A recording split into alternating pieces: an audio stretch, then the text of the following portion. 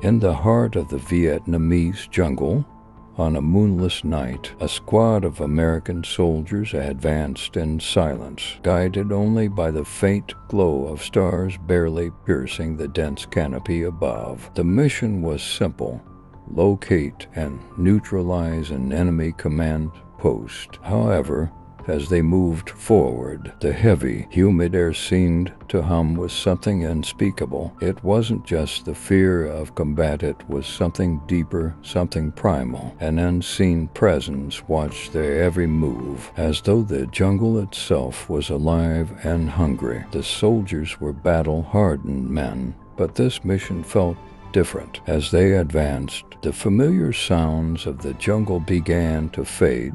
The chirping of birds, the hum of insects, even the whisper of the wind. Everything went silent, replaced by a low, rhythmic sound, like the distant beating of drums. No one could pinpoint its origin, but it seemed to echo inside their heads. The squad leader, Sergeant Miller, signaled a halt, raising his fist for absolute silence. Suddenly, their radio crackled with interference. Even though no one had pressed the transmit button, indistinct voices began to emerge, not in English, but in a language none of them recognized. Some swore they heard their own names being whispered. As they pressed on, they stumbled upon the remains of an enemy patrol. Bodies lay scattered on the ground, but there were no signs of combat, no bullet wounds, no explosions, just white, terrified eyes and mouths frozen in silent screams. It was as if something had drained the life from them, leaving only empty shells. Private Peterson approached one of the corpses, but staggered back, screaming. On the chest of the body were deep marks, like scratches, forming what looked like a symbol. "This isn't human," muttered Private Reyes, the youngest of the group. Miller ignored the comment, trying to maintain control. "Move forward. We're almost there." But the atmosphere was shifting. The jungle seemed to close in around them, the tree trunks twisting into grotesque faces that watched them intently. The drumming grew louder, now accompanied by a deep guttural chant. It felt as though the very air was being sucked out of their lungs. When they reached the site where the enemy command post was supposed to be, they found a primitive altar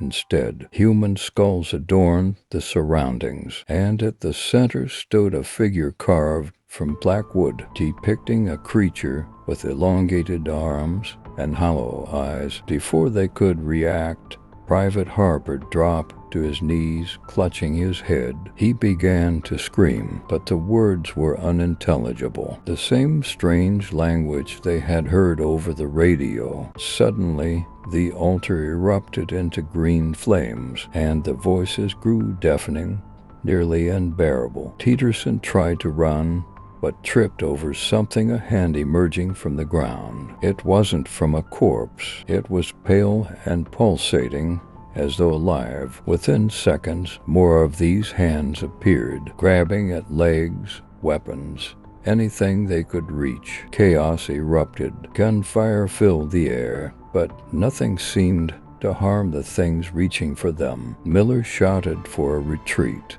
but the jungle had transformed into a labyrinth. Every path they took led them back to the altar, and then the voice spoke. It was a mix of every voice they had ever known: their parents, siblings, spouses. "Why did you come?" it asked repeatedly. "Why did you bring war to us?" Only Miller, Reyes, and Peterson remained. The others had vanished, taken by the hands or swallowed by the darkness. The sergeant, exhausted and blooded, decided to burn the altar, hoping to end whatever was happening. He poured all the fuel they had onto it and struck a match. The flames engulfed the altar, but the scream that followed was inhuman. The ground began to quake, and the carved figure started to move. It was a colossal entity, its body composed of the jungle's shadows, and the faces of the missing soldiers. Its hollow eyes burned with rage. It raised a hand, and in an instant,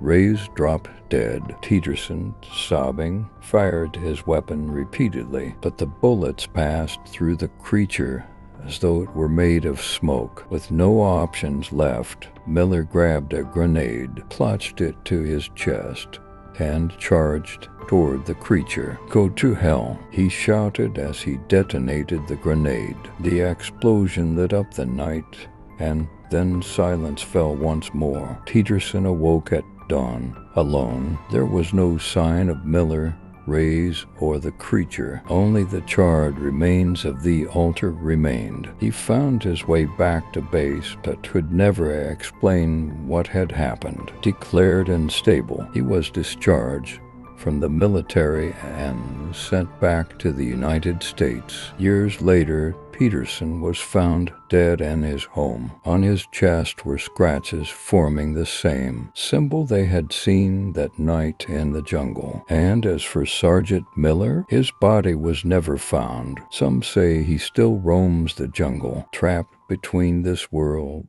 and the next, hunting those who dare to disturb what they cannot understand.